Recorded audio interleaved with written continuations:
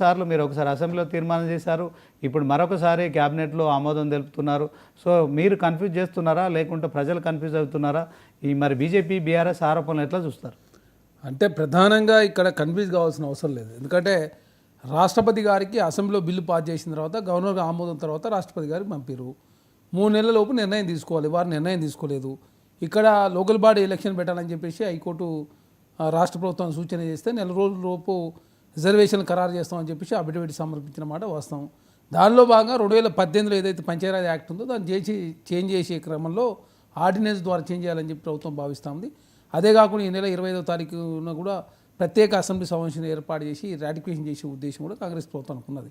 ఇక్కడ బీసీని మోసం చేసే ఉద్దేశం ఉంటే ఎప్పుడో ఎలక్షన్లు పెట్టేవాళ్ళు, ఇన్ని రోజులు ఆగాల్సిన అవసరం లేదు. అదే కాకుండా ఇంత పెద్ద ఎత్తున తెలంగాణ రాష్ట్రంలో కులగన్న కావచ్చు, డెడికేషన్ కమిషన్ కావచ్చు, అదే కాకుండా 150 రూపాయలు ఖర్చు పెట్టి కావచ్చు, రెండోసారి అవకాశం ఇచ్చి కూడా తెలంగాణ రాష్ట్రంలో కులగన్న చేసి ఈరోజు దేశానికే తెలంగాణ ఒక తలమానికంగా తయారైన పరిస్థితి కనపడుతూ ఉంది. ఎందుకంటే ఆనాడు ఢిల్లీలో జంతర్ మంతర్ ధర్నా చేసినప్పుడు కూడా జనగణలో కులగన్న అని చెప్పేసి ఓబీసీ ప్రధానమంత్రి ఓబీసీని మోసం చేస్తూ ఉన్నాడు. బీజేపీ భారతీయ జనతా పార్టీ ఓట్లు మాత్రం ఇప్పించుకుంటుంది, జనగణనలో కులగన్న చేయకుండా మోసం చేస్తుందని చెప్తే దేశం లాస్ట్ దిగొచ్చి నోటిఫికేషన్ ఇచ్చి ఇప్పుడు ఏకంగా ఈశాన్య రాష్ట్రాల్లో కులగన్న జరుగుతూ ఉంది.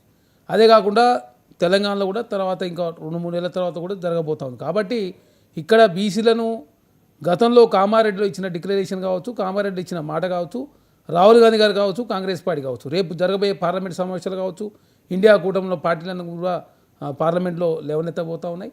అదే కాకుండా రాష్ట్రపతి గారు 3 నెలలకు నిర్ణయం తీసుకోకపోతే యాజ్ పర్ ఇంప్లిమెంట్ చేసుకోవచ్చు అని కూడా ఉన్నది. కాబట్టి రెండు అంచనా వ్యవస్థతో ముందు పోతా ఉన్నాయి. ఎందుకంటే ఏబిసిగా డివైడ్ చేసుకొని ఖచ్చితంగా రాష్ట్రపతి మీద ఒత్తిడి చేసుడే, పార్లమెంట్లో పోరాటం చేసుడే, భారతీయ జనతా పార్టీ మీద పోరాటం చేసే కార్యక్రమం, ఇక్కడ హైకోర్టులో కేసు ఉంది కాబట్టి అదేవిధంగా కోర్టుకు అఫిడవిట్ సబ్మిట్ చేసినాం కాబట్టి దానిలో భాగంగా 2018లో పంచాయతీ యాక్ట్ తీసుకొచ్చారు, దాన్ని చేంజ్ చేసే క్రమంలో ముందుకు పోతూ ఉన్నారు. అదే కాకుండా బీసీలకు 42% రిజర్వేషన్ ఇచ్చే ప్రయత్నంలో భాగంగా ఏ ఒక్క అవకాశాన్ని కూడా ఉపయోగించుకోకుండా ఉండే ఉద్దేశం కాంగ్రెస్ ప్రభుత్వం లేదు.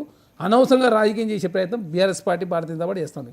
సరే, భారతీయ జనతా పార్టీ అయినా బీఆర్ఎస్ పార్టీ ఈ విధంగా చేయండి అని చెప్పేసి ప్రధాన ప్రతిపక్ష నాయకుడు ఏమైనా మాట్లాడిండా? లేదు. రాష్ట్ర ప్రభుత్వానికి లేఖ రాసిండా? లేదు. సూచన చేయడం సలహాలు ఎవరు? అదేవిధంగా దీన్ని బీసీలను మోసం చేస్తుందని చెప్పేసి అనవసరంగా బదనాం చేసే ప్రయత్నమే తప్ప ఇప్పటివరకు సలహా సూచన రూపంలో ఎక్కడ ఇవ్వలేదు. అదే కాకుండా బీసీలకు సంబంధించి అసెంబ్లీలో 42% రిజర్వేషన్ సంబంధించి చర్చ జరుగుతూ ఉంటే బీఆర్ఎస్ పార్టీ బైకాట్ చేసింది.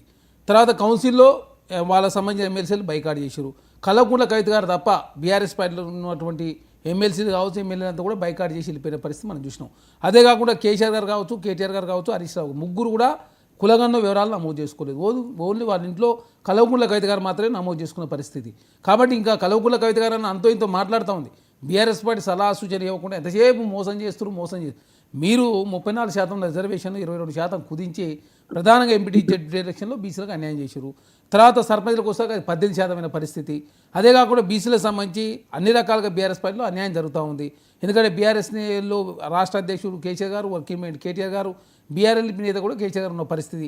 ఆనాడు బీఆర్ఎస్ పార్టీలో ఏ విధంగా కారణం లేకుండా తొలగించు తెలంగాణ సమాజం. ఒక నిమిషం చరణ్ గారు, మరి ఇక ఉపేంద్ర గారు ఉన్నారు, ఆయన మరి బీసీ కమిషన్కు సంబంధించి న్యాయవాదిగా ఉన్నారు, ఆయనతో ఒకసారి మాట్లాడదాం. ఉపేంద్ర గారు.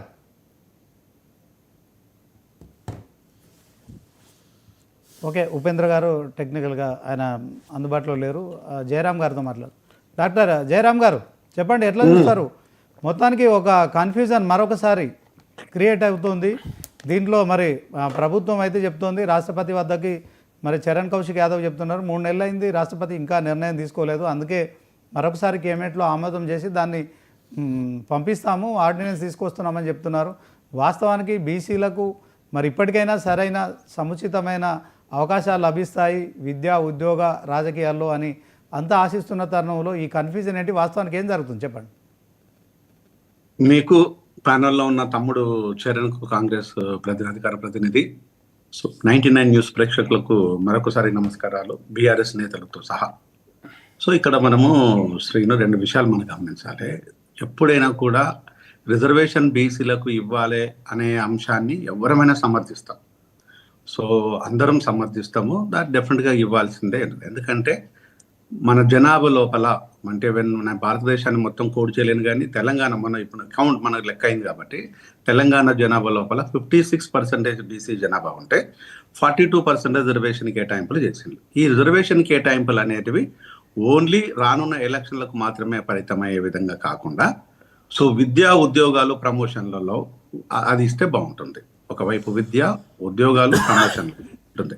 ఆర్డినెన్స్ కాకుండా చట్టం చేస్తే బాగుంటుంది. ఆర్డినెన్స్ మీద మళ్ళీ ఎవరైనా సుప్రీంకోర్టు కానీ హైకోర్టుకి వెళ్ళి ఛాలెంజ్ చేస్తే ఆ ఛాలెంజ్ వీగిపోవడానికి chances are more. For example మనకు 2000 లోపల ఒక ఆర్డినెన్స్ వచ్చేసింది ఎస్సీ క్లాసిఫికేషన్ లోపల మాలమాదిగలకు. సో క్లాసిఫికేషన్ విషయం లోపల మాలమాదిగల అంశం లోపల వచ్చినప్పుడు అదే ఆర్డినెన్స్ విషయంలో కూడా మల్లెల వెంకటేశ్వరరావు సుప్రీంకోర్టుకు వెళ్ళేసి దాన్ని కొట్టేయించేశారు. సో ఆ తర్వాత ఒక సుదీర్ఘమైన పోరాటం చేయాల్సి వచ్చేసింది.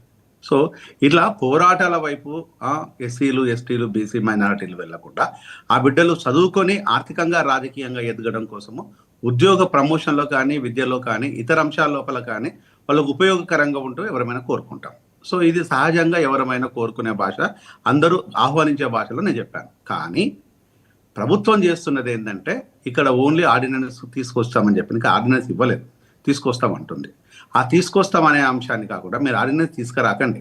సో ఇమీడియట్గా చట్టసభలోకి పిలిచేసి దీనిపైన ఒక చర్చ పెట్టేసి ఆ చర్చను సారవంతమైన దిశ లోపల తీసుకెళ్లేసి అక్కడ అన్ని అఖిల పక్ష అంటే ఏ అసెంబ్లీలో ఉన్న పక్షాలను ఒప్పించేసి దాన్ని చట్టంగా చేసినట్టయితే బాగుంటుంది అనేది తెలియదు, మీకు అర్థం కావాలి.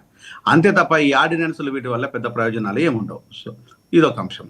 మరొక అంశం వచ్చేసి బీసీల రిజర్వేషన్ల విషయం లోపల ఓ రాజకీయ పార్టీలు మీరు ఏ చట్టాన్ని లోబడి రేపు ఇవ్వాల్సిన పరిస్థితి లేదు. ఇప్పుడు ఎందుకంటే ఒక అడుగు ముందుకేసి కాంగ్రెస్ జనాభా లెక్కించేసింది. సో 42% డిసైడ్ చేసింది కాబట్టి సో రానున్న ఎలక్షన్ లోపల అన్ని రాజకీయ పార్టీలు దాన్ని అనుసరిస్తుండొచ్చు. కానీ ఇతరులను అనుసరించే విధంగా మీరు 42 కంటే బీజేపీ 50% ఇవ్వండి, బీఆర్ఎస్ 56% వద్దన్న వాళ్ళు ఎవరు లేరు. అంటే రేపు 42కే పరిమితం అవ్వడానికి ఛాన్సెస్ ఆర్ మోర్ కాంగ్రెస్, ఎందుకంటే వాళ్ళు చట్టం చేశారు, దాన్ని అనుసరించాలి కాబట్టి. సో ఇక్కడ మీకు చట్టానికి మీ